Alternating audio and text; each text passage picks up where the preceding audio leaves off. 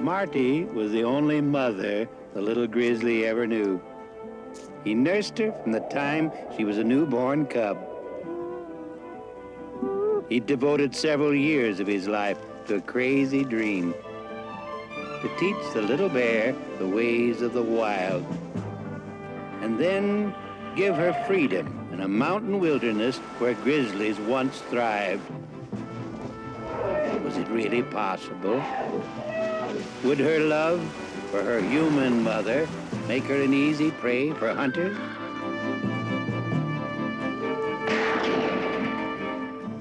Could she find a mate in mountains where no grizzly had been seen for many generations? Could a zoo-born bear survive in this harsh world?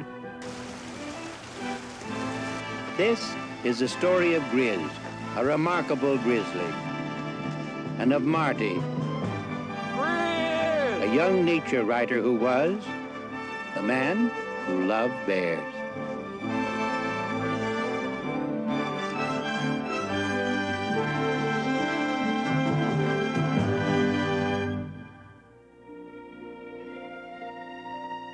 In winter, these mountains are nature's harshest test of life.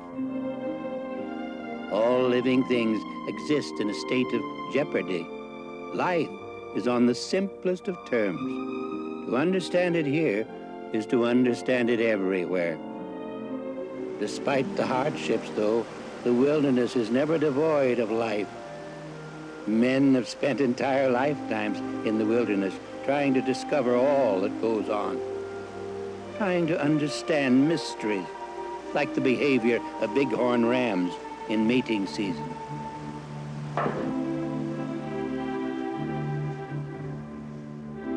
The struggle is for food, for a chance to eat, and keep from being eaten.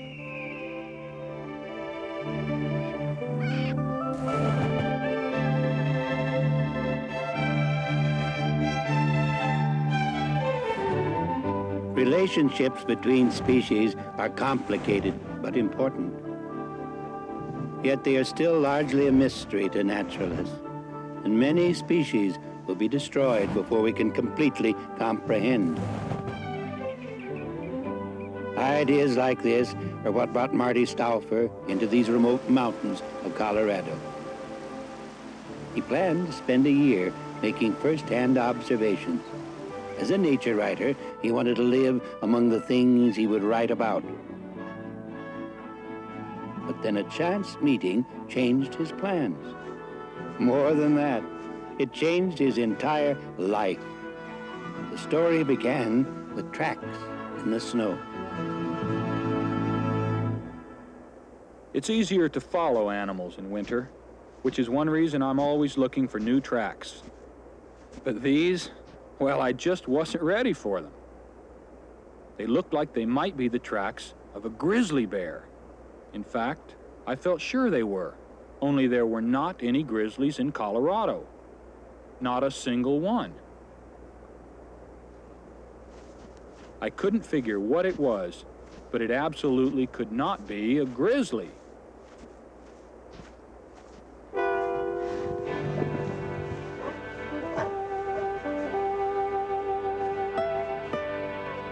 whatever it was big. The tracks were very fresh. There were coyote tracks too, which confused things even more. There wasn't a sound. I began to get spooked a little. I heard something and stopped to listen. Sure enough, the crunch of snow. I turned to have a look. A grizzly! I ran like crazy. I'd read about grizzlies thirsting for human blood. But he wasn't even chasing me. Later, when I knew grizzlies better, I realized he was just warning me that this was his territory.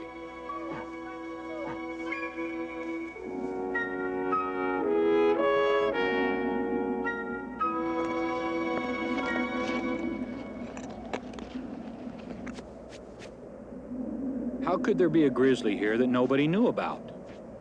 Did he wander in from up north? Or had he been hiding out for years? Somewhere out there was a wild grizzly, the last one in the whole state of Colorado. I was so excited I couldn't sleep at all, so I got out my books. Suddenly, I wanted to know the whole story of grizzlies, why there weren't supposed to be any left. What I read was pretty sad. In the last century, there were millions of grizzlies in the Rockies. Then came mountain men and trappers and cowboys and hunters, and they just killed them all. Every last one in the state, except the one I saw. I stayed up all night thinking. By morning, I'd come up with a plan.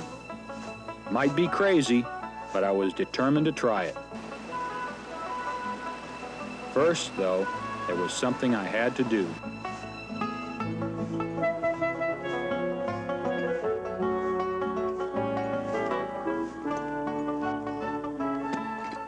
It had to be important for Marty to make this trip. It was 18 miles from his cabin to the paved road, and that was only the beginning.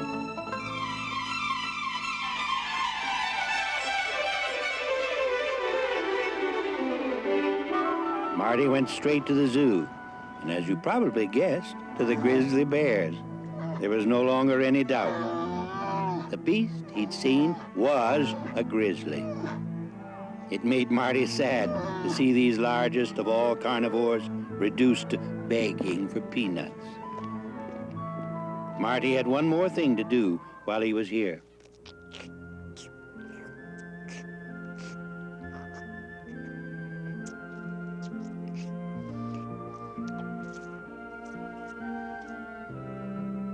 Oh, can you come around to the side door?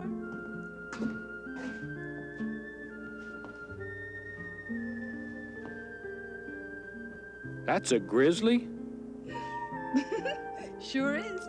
She's 6 weeks old already. You want to hold her? Well, I don't know much about holding babies. Hello there, baby.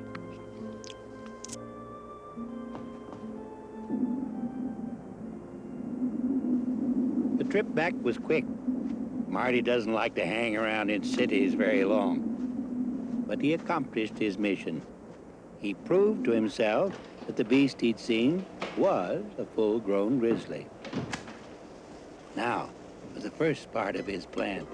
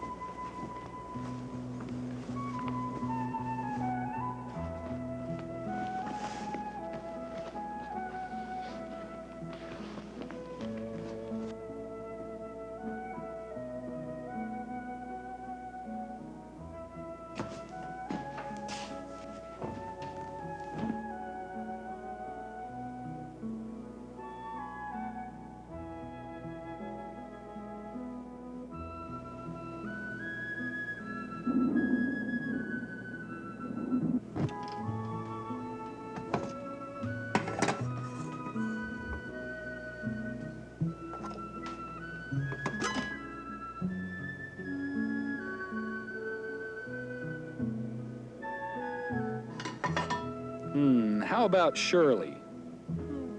No, you just don't look like a Shirley. Grizzly, Griz. Griz. You know, that's not bad. Griz. Here, Griz. You like that name, Griz? Dinner time, Griz.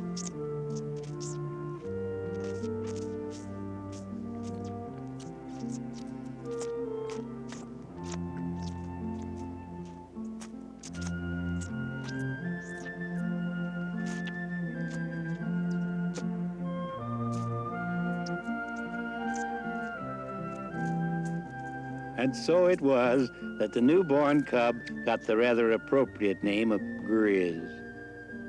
Also, on that day, she got a very dedicated human mother. In the remaining weeks of winter, Marty was to care for her with as much devotion as a human can bestow on an infant. It was part of Marty's plan, impossible as it seemed. But there never was a plan that didn't seem better after a good night's sleep.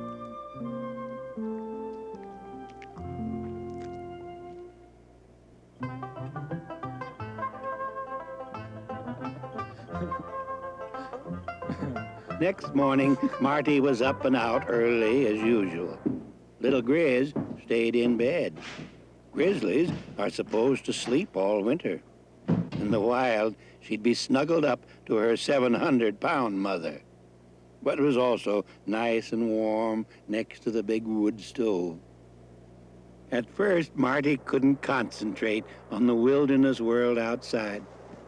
He was thinking of the little cub back in the cabin. Was she all right, alone? Maybe he should go back. While these things were on his mind, he heard something. It was the old grizzly again. He'd found the carcass of a winter-killed elk. Marty thought of the helpless creature back in his cabin. Would she ever grow into anything as powerful as this great beast?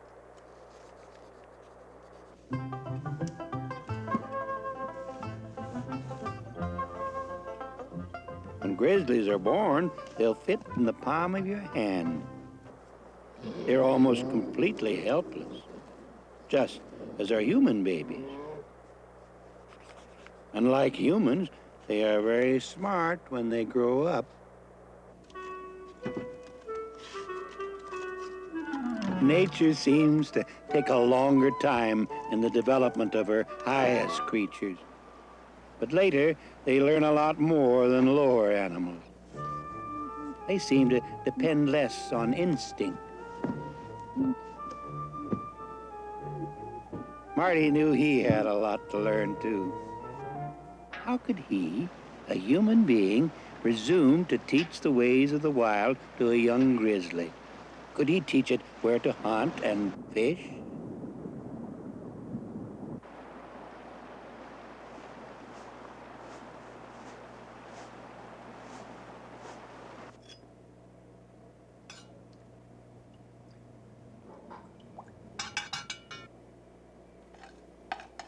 My plan was simple enough, or so I thought. I wanted to restore grizzly bears to the Colorado wilderness, just the way they restock streams with trout and forests with deer. Only my idea was not for people to hunt and kill them, but to let them alone. To me, a wilderness isn't natural without big predators like grizzlies. It's hollow, like a ghost town. When I discovered that old male grizzly, I was happy. I thought that my plan would be practical. I had found him a mate. Now, to let nature take its course.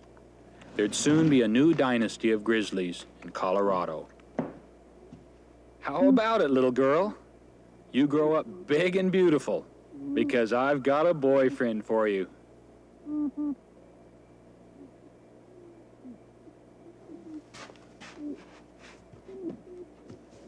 By the end of February, I took her outside for the first time. I had to. She was making a wreck of the cabin. Her curiosity got her into everything.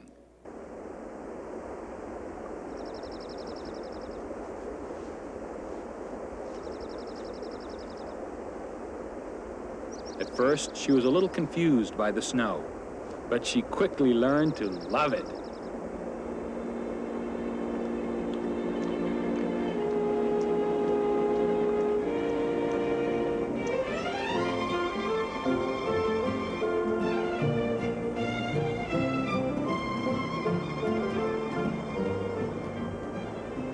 When spring came, Marty began to introduce Griz to the wild world which surrounded them. Within the few months until autumn, Griz would have to get to know intimately some 75 square miles of wilderness mountains and all the creatures native to it. Fortunately, Griz was a student on the fast track. Marty began to feel somewhat intimidated. The other wilderness mothers were so adept, so unquestioningly sure of what they were doing. The young, too, seemed secure in their parents' care. Hawk babies were fed on the same food that nourished hawks for millions of years. A fawn knew to stay very still and invisible when its mother was not near. But what did Griz know? What could he teach her? The 2 or 3 dozen facts which he'd read in books? Griz was obviously very smart, but what good was intelligence if he didn't know what to teach her? Or worse yet, if he taught her something wrong. Marty suddenly realized that curiosity and intelligence were her best teachers. Griz was a very curious bear.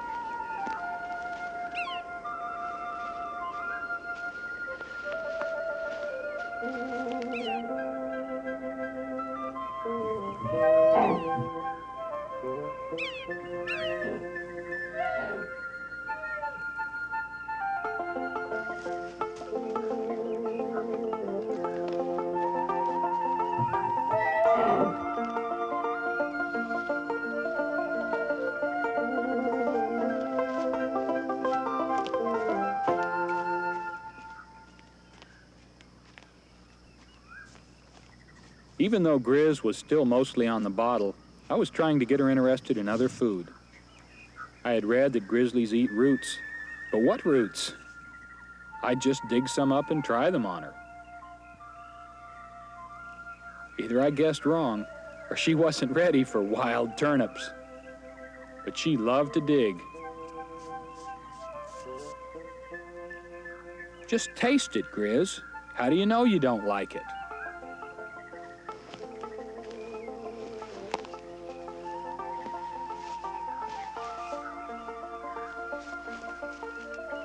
Stop it, silly. Don't play with your food.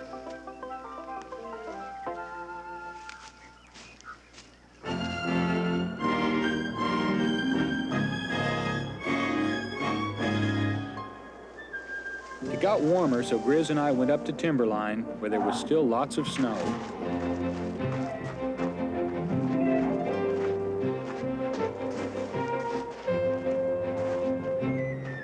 Come on, Griz! Hang on! Don't be scared.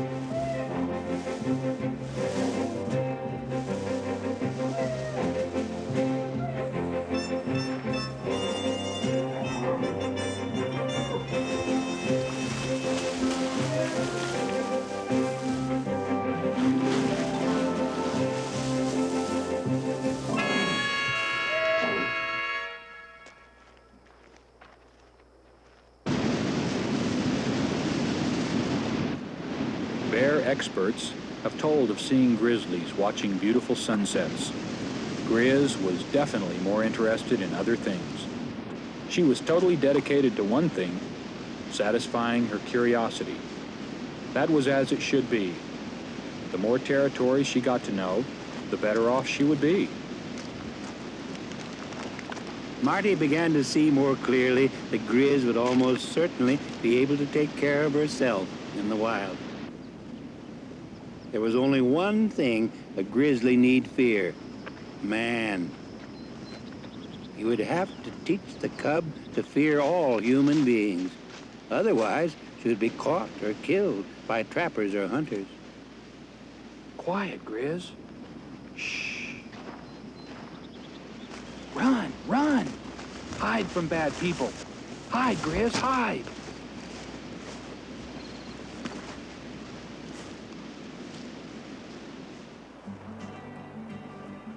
The season got warmer, so Marty and Griz moved into a primitive lean-to at a higher altitude. Griz was now able to go off exploring by herself.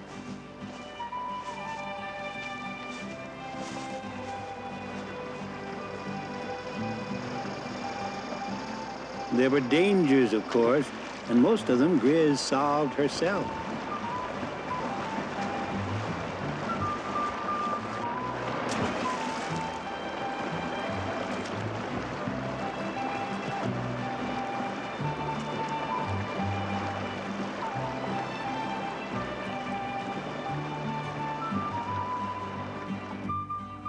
This time, Griz wandered a long way from home, to the top of the ridge. What's that? A fresh hole? The Griz, it smelled like something to eat.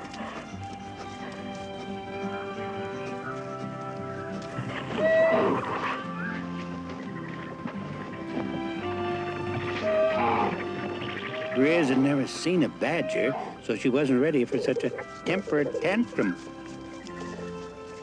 She was so frightened, she was in the water before she realized she'd never tried to swim before. But it's easy for a grizzly.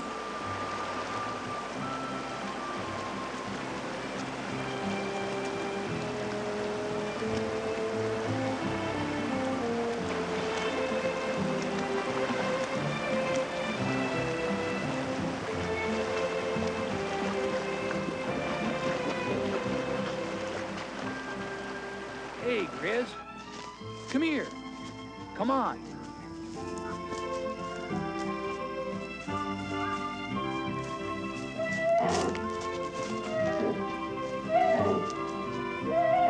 You smell something, Griz? You scared? What is it? Griz, nothing's wrong.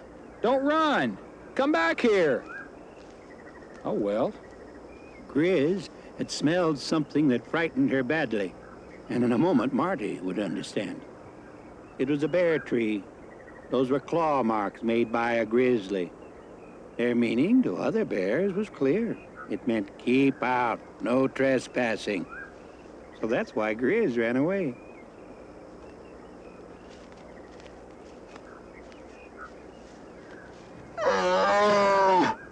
Marty had not paid attention to the bear tree warning, so the old monster delivered the message in person.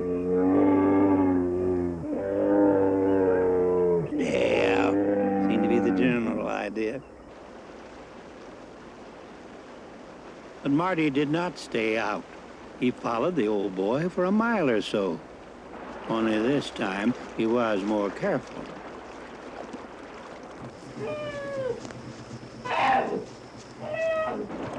The grizzly was busy fishing. Marty watched, fascinated. It seemed safe, so Griz came sneaking up to watch.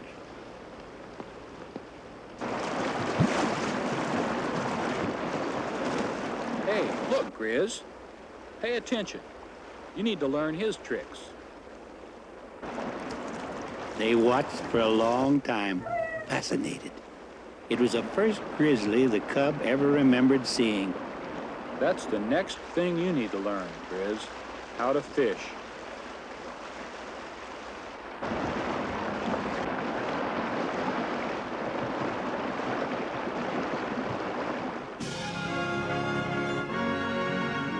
On the way back to camp, we spotted some mountain goats, high up on a cliff. We started to climb. Mountain goats have survived the high altitudes because no one else can get at them. Even humans have trouble, and for a young grizzly, it may be impossible. Griz is very sure-footed. All bears are. But this rock is loose. It just slides out from under her. Maybe the rock's more solid here, eh, Griz? Marty climbed on up. The mountain goats wouldn't wait. He kept a watchful eye on Griz down below.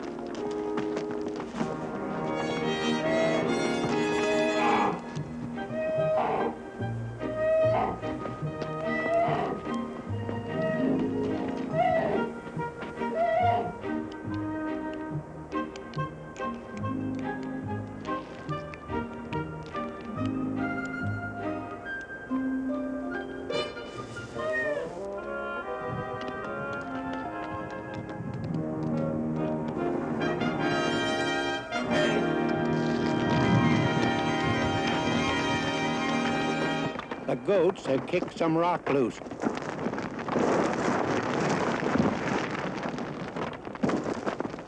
Griz hears it, but what can she do?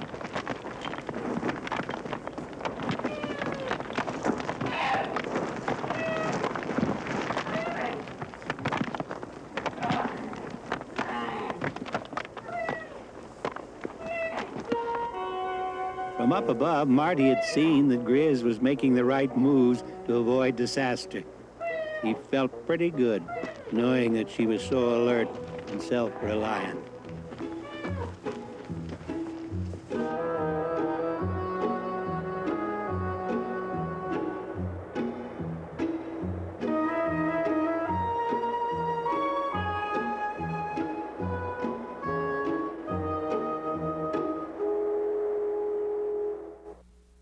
Next week, Griz continues her great adventure, exploring the Colorado Rockies and meeting the other creatures of the mountains.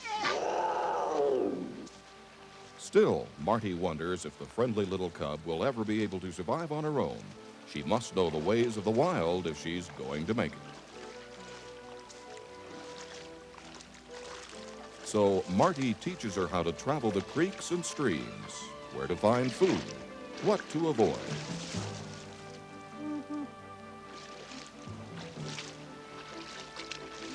During the summer, she survives many of nature's dangers only to face the greatest danger of all.